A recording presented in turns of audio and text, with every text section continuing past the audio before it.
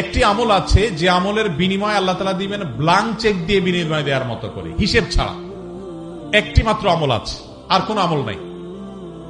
যে আমল সম্পর্কে আল্লাহ রাব্বুল আলামিন কোরআনে কারিমে বলেছেন যে এই আমলটি করলে দুনিয়াতে কোন কাজের বিনিময় যেরকম ব্ল্যাঙ্ক চেক দিয়ে দিলে আমরা মনে করি যে ফিগার তার মতো বসা নিতে পারবে, সবচাইতে বড় অ্যামাউন্টটা সে বসাতে পারবে, ঠিক একইভাবে একটি আমল করলে কিয়ামতের ময়দানে বান্দাকে আল্লাহ তাআলা হিসেব করে করে কয় ওয়াক্ত নামাজ পড়েছো, কয়টা রোজা রেখেছো, কয় টাকা দান করেছো, কয়বার কোরআন তেলাওয়াত করেছো, কয়বার তাসবিহ করেছো, এভাবে হিসেব করে করে আল্লাহ তাআলা দিবেন না। আল্লাহ তাআলা থোক ব্ল্যাঙ্ক চেকের মতো হিসেব ছাড়া দিয়ে দিবেন একটা আমলের বিনিময়। সে আমলটা কি?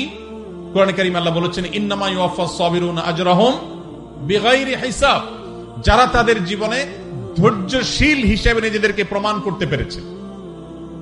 ইবাদত করতেও ধৈর্যের প্রয়োজন হয়, অপরাধ এবং পাপের পথ না মাড়ানোর জন্য ধৈর্যের সংযমের প্রয়োজন হয়, আর বিপদ আপদে কষ্টে তো নিজেকে ধৈর্যশীল রাখতেই হয়।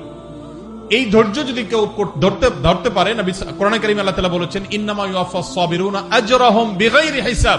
ধৈর্যশীলদের বিনিময় আল্লাহ তাআলা